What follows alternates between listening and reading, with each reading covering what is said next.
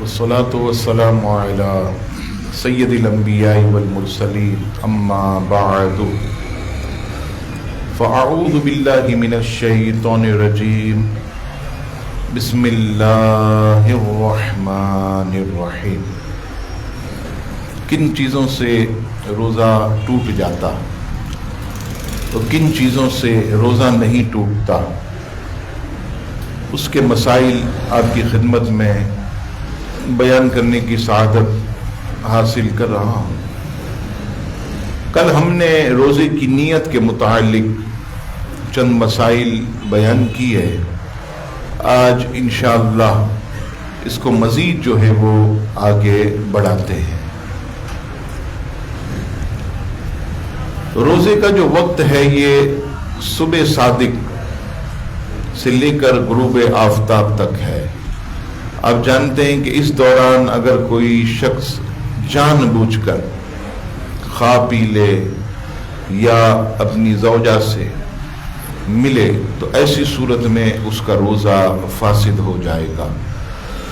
نیت کا جو وقت ہے وہ غروب آفتاب سے لے کر ظہو کبریٰ۔ ظہو کبریٰ آپ سمجھتے ہیں کہ دن میں جو مکروہ وقت ہوتا، جو غالباً 12:05 پر شروع ہوتا اور جب وہ ختم ہوتا ہے تو ظہر کا وقت شروع ہو جاتا، تو جو نیت کا وقت ہے روزے کا وہ ظہو کبریٰ سے پہلے ہے۔ مثال کے طور پر ایک شخص جو ہے وہ رات کو سو گیا، اب اس کی آنکھ نہ کھلی۔ جب آنکھ کھلی تو کیا دیکھتا ہے کہ 12 بجنے میں 5 منٹ کم ہے۔ اب وہ یہ کہے کہ میں روزے سے ہوں تو ایسی صورت میں اس کا روزہ کہلائے گا۔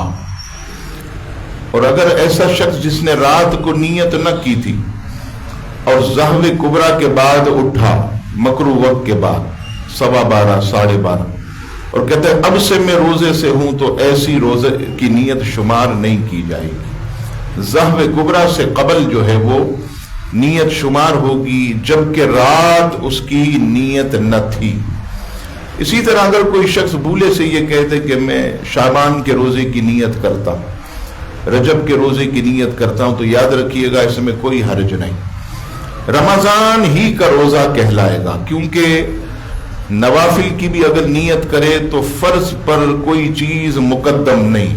لہذا اگر کوئی شخص یہ کہہ دے میں رجب کی روزے کی نیت کرتا ہوں شعبان کے، تو یاد رکھیے گا کہ اس کا رمضان کا ہی روزہ یہ شمار ہوگا۔ یہ بھی یاد رکھیے گا کہ غروب آفتاب سے قبل، اور ایسا کوئی کرتا بھی نہیں، غروب آفتاب سے قبل اگر اگلے دن کے روزے کی نیت کی تو یہ روزہ شمار نہیں ہوگا۔ سورج غروب ہونے کے بعد ہی اگلے دن کے روزے کی نیت جو ہے یہ شمار کی جائے گی۔ اسی طرح اگر کوئی شخص صرف نیت کرے کہ میں روزہ توڑنے کی نیت کرتا ہوں، بہت گرمی ہے، بڑی پیاس لگی، میں روزہ توڑنے کی نیت کرتا ہوں، لیکن اس نے پانی بھی نہیں پیا، اس نے کوئی چیز کھائی نہیں، یعنی روزہ توڑنے کی کوئی چیز اس نے جو ہے وہ اس پر عمل نہیں کیا، تو ایسے شخص کی نیت سے روزہ فاسد نہیں ہوگا، نہیں ٹوٹے گا، جب تک کہ کچھ جان بوجھ کر کے کھا پی نہ لے۔ سحری کا کرنا بھی میں نے کل عرض کیا کہ یہ نیت میں شمار ہوتا ہے، کہ کون ایسا شخص ہے جو رات کو 3-4 بجے اٹھ کر سالن گرم کرے گا، روٹی نکال کر دسترخوان بچھا کر کھائے گا، تو سحری کرنا بھی یہ نیت ہے۔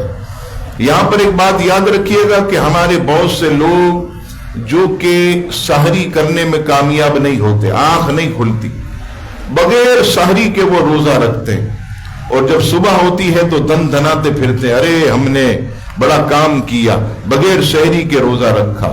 تو یاد رکھیے گا یہ فخر کرنے کی بات نہیں ہے، سحری یہ برکت والا کھانا، سحری کا کھانا برکت والا۔ حدیث شریف میں آیا آقا کریم علیہ السلام سحری تناول فرمائے، قریب سے ایک صحابی گزرے تو آپ علیہ السلام نے اسے بلایا، ادھر آؤ اور برکت والا کھانا کھاؤ۔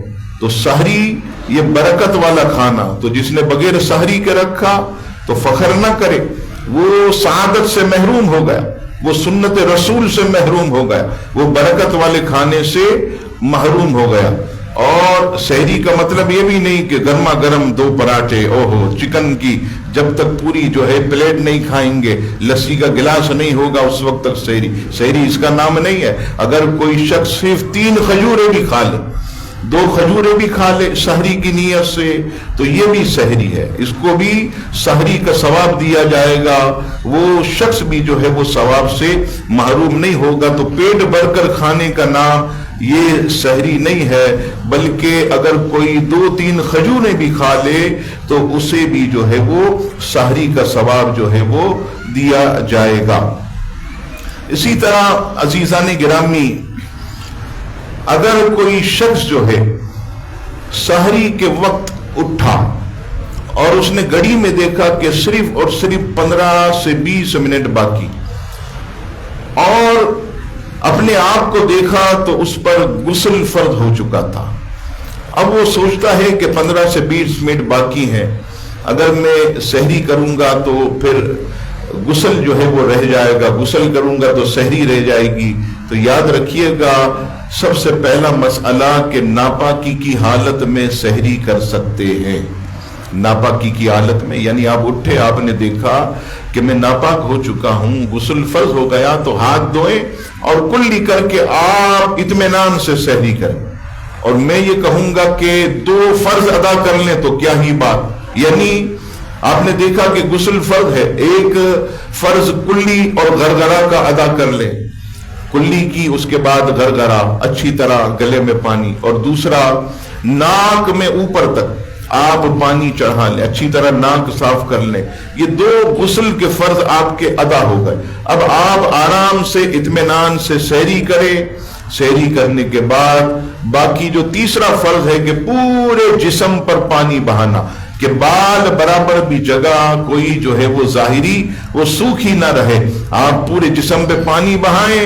10 منٹ تو ہوتے ہی ہیں جماعت قائم ہونے میں، تو آپ آرام سے 10 منٹ میں جو ہے وہ غسل کر لیں گے اور نماز فجر جو ہے وہ با جماعت ادا کریں۔ تو اس طرح آپ کی سحری بھی ہو جائے گی، سحری کی برکتیں بھی مل جائیں گی، اور آپ کا روزہ بھی ادا ہو جائے گا۔